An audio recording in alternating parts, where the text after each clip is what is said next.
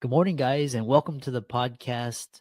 I've got Syril Vasquez, and she helps women with natural hair loss reversal. And her specific focus is she helps clients with diet, supplements, and lifestyle practices. So, if you're searching for natural hair loss removable or searching for answers or solutions to hair loss, how to reverse hair loss naturally, functional nutrition for hair growth, and women's hair loss solutions, Cyril's the guest for you today. So I'm really happy to introduce her and talk about this fascinating area and contribute to the discussion. So Cyril, welcome. Thank you. It's just a pleasure to be here with you today. Yeah. I know you're calling in from, and briefly introduce yourself and we'll dive into the questions and conversation. Sure. So I used to have a career in the allopathic conventional medical community. I worked, I would say, a couple years in diagnostic imaging and then the rest in specialty pharmacies. And that's where I started learning a lot about that model. And I learned how to read labs. Although I functioned as a sales rep, I built very deep relationships with dermatologists, gynecologists, gastroenterologists, and then I got hair loss. And I went over to them and I said, "Hey, remember me? I brought you the cookies. Now it's time for you to help me out." And I created a binder of labs, probably around, I think I still have it, 2 or 3 inches big. And I even had a table of contents in the beginning of it just to help guide the practitioners through all of the labs, showing them what was off. And they would roll their eyes at me or give me this look like, gosh, she's crazy, and give me the unfortunate news that everything was normal. This was just genetics, and there was really nothing we could do but slow it down. And at that age of, this started when I was 24, and it took me about 8 years for me to say, you know what? If they can't help me, I'm going to help myself. And I went back to school and I learned functional medicine, and I obtained multiple certifications in functional medicine. In my journey, I probably spent around $75,000 in just a few short years testing and trying, learning.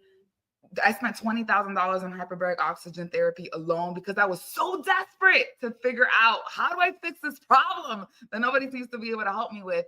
And through divine intervention and just pure resilience, I was able to understand that hair loss and thinning, it's not this genetic destiny that we cannot escape. And it's just this, there's so much hopelessness around it. But instead, 80% is actually the environment and the choices that we're making, and only 20% is genetics. And if we're in tune with our body and what it's saying to us, and we don't ignore whatever symptom, and we really lean into that, then we actually have the information we need to understand what is triggering the hair loss and how to be able to put the body in a place where it can heal itself.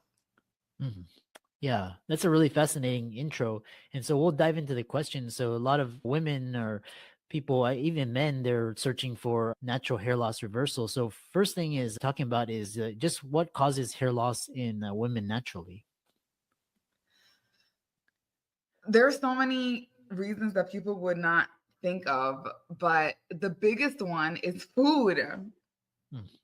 There are some inflammatory foods that we eat on a consistent basis that can make the issue worse. And every time we have the sugar, the gluten, the corn, the rice, even dairy, depending on how healthy someone is, that can create more scar tissue. It can create more inflammation. It can create more shedding. And there are signs. I have a client that was working with me, and she's learning to listen to her body. And she went to the Super Bowl party and she had some corn chips after abstaining from all of those foods for 21 days. And she realized she started coughing a lot from eating those chips. And the reason she was coughing was because eating the corn was creating mucus in her body. And it was in the lungs. And her body was trying to cough out the mucus from her lungs. I had another client that stopped eating sugar.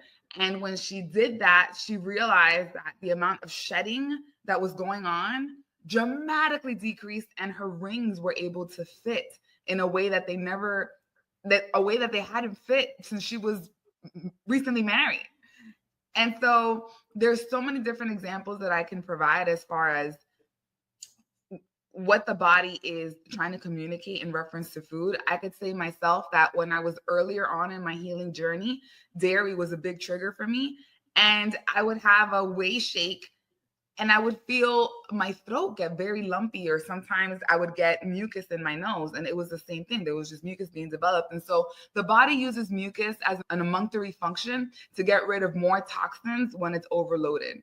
Mucus in the stool, or you see someone get an infection and they have phlegm in their throat. This is the body trying to figure out, she's not peeing enough out, she's not pooping enough out, she's not breathing enough out, she's not sweating enough out. Let me create some mucus to be able to get rid of more crap because she's putting way too much in. So food is a big one. Another one is environment. I cannot tell you how big of a trigger this is without giving you a couple of stories. So here's one. My husband works in the construction business in a way where he develops high-end cabinetry for kitchens. So he works in a bay with a lot of dust, and there's an office next door. But the point is, as the project manager, he's constantly influxed with all of this residue. After marrying him, I noticed that as we would sleep together in the bed, I really couldn't sleep in my room anymore. And I thought the problem was my house. And I would notice my tongue would get white, my stomach would get bloated, my hair would be thinning, and this would happen overnight. And we recently had some friends come over from Europe because he's from there for 6 days. And so we had to sleep together on the couch. The first couple of days, I was used to sleeping there to just try to heal because I couldn't heal in the bedroom. First couple of days, everything is fine. By day 3, I'm starting to notice these symptoms are creeping up again. I'm not really sure why. By day 6, I had to sleep on the other side of the couch. We have an L-shaped couch. And I told him, honey, the problem is you. It's you not showering right away after work and bringing the dust in your legs, on the hair on your legs, and bringing it into the sheets. And it's accumulating and it's making me sick. And so now as soon as he gets home, he takes a shower and we're finally able to sleep together in the bedroom again without me suffering overnight. Mold is another trigger. We had mold in the attic. A lot of my clients have mold in their home. Mold is very common because construction nowadays, the code is not built in a way that has health in mind, so to speak. And it's creating instances where mold is more common in the homes.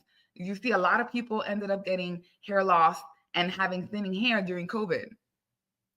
Oh, it's because we were eating like crap. Yes, but it was also because we were spending a lot of time at home. We have all this dust and we have all this mold, and mold creates mycotoxins. And when that gets into your body, it's a toxin and it puts your body in a sympathetic state. It creates more garbage for your lymphatic system to flush out.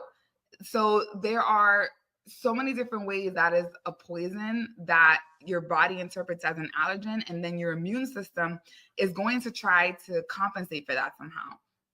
Our hair is created from organic matter, and organic matter has heavy metals in it. We all have heavy metals. We have arsenic in rice, arsenic in cassava. We have glyphosate in all the food, which is not exactly a heavy metal, but it's still a poison. We have mercury in seafood, so there are heavy metals everywhere. And guess what? Whenever we shed massive amounts of hair, massive amounts of heavy metals leave with it. And then new hair comes out with more heavy metals. And so our hair almost becomes a secondary mechanism for detoxification. And when I had gotten to this point in my life where my hair looked like this, and I was really having a hard time with the way that I looked and how sick I was, it was really because I was in a moldy home. I didn't know I had an allergy to dust. And at that point, I was eating an all vegan diet, but I was eating way too much sugar. I was eating way too much fruit. And it was creating more scar tissue on my scalp because I had a fungal infection. I had a fungal overgrowth. And when that it lives in the body, it can live in your stomach, it can live in your nails, but it can also live in your scalp. And if it lives there, then your body will say, I am going to make her scalp less hospitable for this overgrowth. So let me create some scar tissue. And so this is just happening so often in culture today because of how the environment of our food and our homes and just our ignorance is really exacerbating this issue. Hmm, fascinating.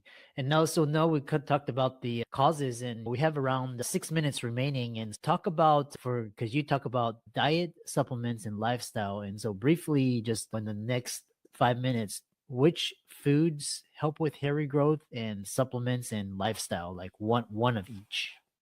Sure. I can do better than that. I will Yeah. say with the food, you want to eat in a way where you're focusing on high quality, organic, grass fed, antibiotic free meat. And you also want to eat a lot of vegetables.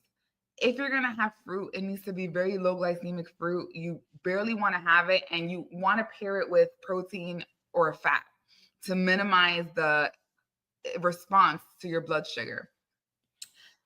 When it comes to grains, the only grains I would eat would probably be quinoa and buckwheat. But that's me personally. And I find that works really well in practice with clients as well.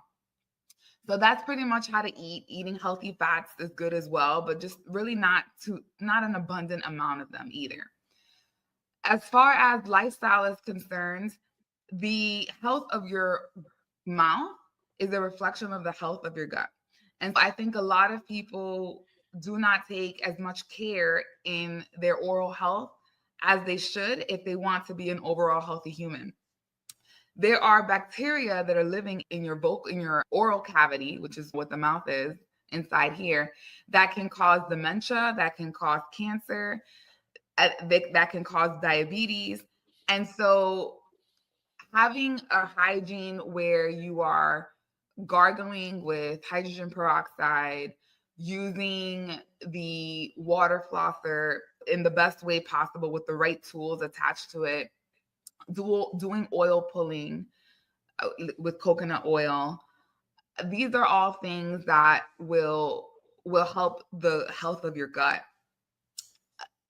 Also, you want to try to create a life where you are sweating as much as possible so that you can get toxicants out of your body faster than just peeing and pooping. And you also want to prioritize having enough fiber, and anywhere from 20 to 40 grams. You can start low and keep going up, and drinking enough water so that you aren't constipated, because that is actually going to offset your hormones. There are hormones you're trying to excrete through your feces that are not getting excreted, and they're recirculating because you're constipated and your gut health is poor. So that's important.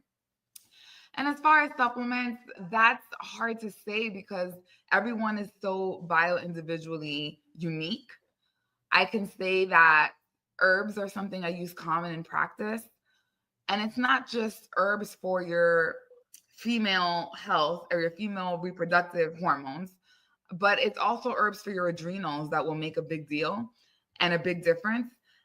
And also herbs that will help set your sleep in order, because if you're not sleeping, if your blood sugar is imbalanced, if you have inflammation, if your gut isn't healthy, and you have poor circulation of the blood and the lymph, you have not set the stage to regrow hair naturally. But some herbs that come to mind that would be safe for anyone would be holy basil, rhodiola. These are herbs for the adrenals. As far as resetting the woman's health, I would say wild yam is a good one to help women offset the estrogen to progesterone ratio. Mhm. And so those are some staple lifestyle, diet, and supplement practices that help me get women to this next level of healing where they're able to put their body in a healing state. But we also have to undo the damage, because you can start doing some of these things and prevent further damage.